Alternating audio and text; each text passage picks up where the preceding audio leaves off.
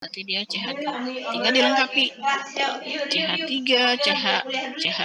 CH2, CH2, CH2. Oke. Nah, terakhir asam folat. Nah, berarti ini adalah asam karboksilat. Langsung saja gambar seperti di atas. Ada berapa? Buta. Buta itu berarti jumlah karbonnya ada 4. Tuliskan 1, 2, 3, 4. Karena ini asam, maka dia adalah bagian dari asam karboksilat. Situ. Kemudian tuliskan ada 2 kloro. Berarti nomor 1, nomor 2 di sininya kloro. Mudah kok. Tidak sulit di sana. Oke, ada yang tanyakan sampai sini?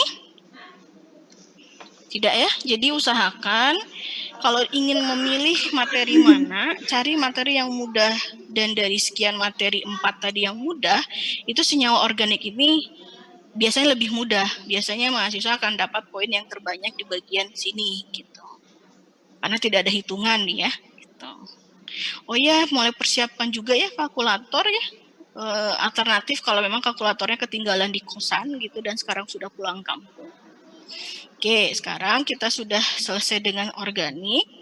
Sekarang mau masuk mana? Mau masuk dari awal di review, kita lihat yang awal itu adalah tentang elektrokimia. Nah, elektrokimia ini yang penting adalah kamu bisa pahami dari CPMK-nya, yaitu adalah tentang nilai potensial sel. Ya, misalkan contoh nanti kita lihat di bagian sini saja. Nah, contoh misalkan di sini. Tuliskan reaksi yang terjadi pada anoda dan katoda. Ingat satu hal bahwa di katoda itu selalu reaksinya adalah reduksi. Baik dia di baterai atau baik dia di baterai itu sel volta atau dia di elektrolisis, maka dia pasti katoda itu selalu mengalami reduksi. Anoda itu selalu mengalami oksidasi. Yang paling mudah adalah di dalam anoda ini ada huruf O itu adalah oksidasi gitulah kalau butuh hafalan yang mudah gitu. Nah, sekarang tinggal dilihat siapa yang anoda, siapa yang katoda. Dari mana yang bisa kita lihat? Dari potensial standarnya di sini. Untuk nikel menjadi nikel 2+, 1,70, sedangkan satu lagi 0,80. Sekarang kita perhatikan deret volta. Deret volta itu kan urutan yang merujuk kepada potensial dari reduksinya. Di mana semakin ke kanan itu nilainya semakin besar. Jadi kita bisa pastikan bahwa yang punya potensial standar paling besar itu biasanya dia akan mengalami reaksi reduksi. Jadi di antara 1,70 dan 0,80, maka ini yang paling besar, otomatis dia pasti akan mengalami reaksi reduksi. Dan posisi ini pasti akan ada di katoda.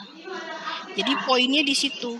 Ketika melihat potensial standarnya positif atau yang paling besar, maka dia pasti akan mengalami reduksi. Ini saja yang dihafalkan. Karena oksidasi pasti kebalikannya. Oke ya, bisa paham ya? Nah, sekarang tuliskan reaksinya. Berarti dari potensialnya di sini NiO2 dia akan berubah menjadi Ni2+. Oke, kita lakukan penyetaraan reaksinya. Diawali atom utamanya adalah nikel, sama-sama 1, aman. Sekarang di sini ada oksigen, 2 di sini kosong. Maka saya harus tambahkan oksigen dengan menambahkan air, 2H2O. Konsekuensinya di sisi sebelah kanan ada hidrogen. Maka kita harus stabilkan dengan posisi sebelah kirinya dengan menambahkan 4H+. Jadi jumlahnya menyesuaikan. 2 kali 2, 4. Cuma di sini H-nya diganti dengan H+. Kalau semua atom sudah sama gitu ya posisi kanan kirinya, maka tinggal muatannya, total muatan. Ini 4 dikali plus 1, maka totalnya plus 4. Ini 0 karena tidak ada muatan. Ini plus 2 dan ini 0. Maka ini totalnya adalah plus 2, sedangkan ini totalnya plus 4. Berarti ada kekurangan. Taruh elektron di mana jumlah positifnya lebih banyak, itu sebelah sini. Maka saya akan tambahkan agar seimbang, ini adalah 2 elektron. Dan ini terbukti bahwa dia mengalami reduksi di katoda. Kenapa? Karena letak elektronnya berada di bagian substrat gitu. Dia menerima di situ. Oke, sekarang anoda berarti kebalikannya. Anoda berarti yang Ag di sini. Karena dia potensialnya lebih rendah dibandingkan nickel oxide-nya. Berarti untuk Ag kita tuliskan, lihat aja ininya nih, dari sebelum dan setelah slash gitu ya. Berarti dari Ag plus dia berubah menjadi Ag.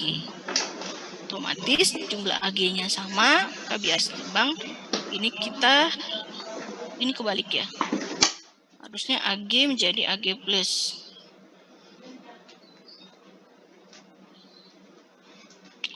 Ag menjadi Ag plus elektron. Ya, karena posisi dia berada di anoda. Anoda itu berarti ininya melepaskan. Oh, ini potensial standar ini ya.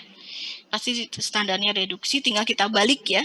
Karena kan tadi yang kita pilih untuk mengalami reduksi di katoda itu adalah nikel. Sedangkan potensial standar secara umum itu adalah dia merupakan potensial standar reduksinya. Jadi otomatis reaksinya itu adalah reaksi reduksi. Sekarang ketika kita minta dia untuk mengalami reaksi oksidasi, tinggal dibalik saja. Sudah. Tuliskan notasi sel. Notasi sel mulai dari apa? Dari anoda dulu, kemudian dikasih jembatan garam, kemudian dia masuk ke katoda. Jadi siapa yang mengalami anoda tuliskan, kemudian ke katoda. Jangan lupa ada ini. Kalau ada katalis asam yang dimasukkan, nggak ada ya. Ini nih, 4H+, itu dimasukkan ke dalam kerangka katoda. Oke, nah ini yang paling penting, hitung potensial selnya. Rumus potensial sel itu adalah potensial dari katodanya dikurangi potensial dari anodanya. Maka yang katoda siapa? Ini, kemudian yang anoda adalah ini. Berarti 1,70 nanti dikurangi 0,8. Hasilnya adalah plus. Dan sesuai ya, plus di sini artinya bahwa reaksinya itu adalah spontan. Di mana semua sel volta, baterai itu pasti akan terjadi secara spontan. Jadi sudah fix dibuktikan dengan adanya potensial sel.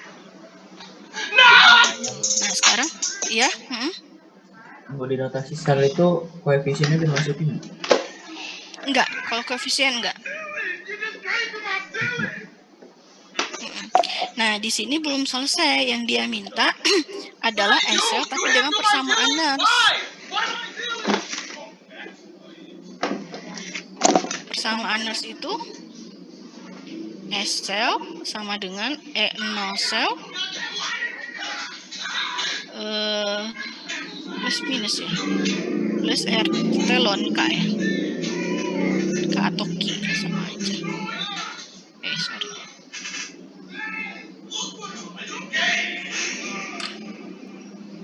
Nah, di sini berarti nanti kamu harus lakukan reaksi setaranya, reaksi totalnya antara nikel ketemu dengan Ag terlebih dahulu.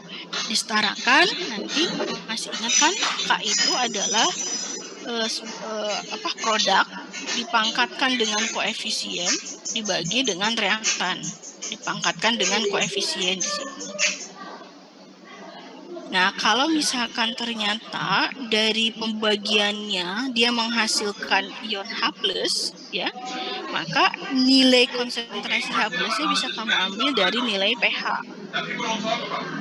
Dengan melibatkan, masih ingat barangkali pH sama dengan minus logaritma dari H+-nya.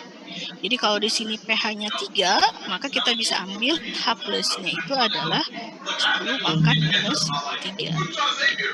Jadi nanti kalau dari total net reaction-nya itu ternyata menghasilkan H+, mau dia di bagian produk ataupun reaktan, maka data angkanya bisa diambil dari nilai pH-nya.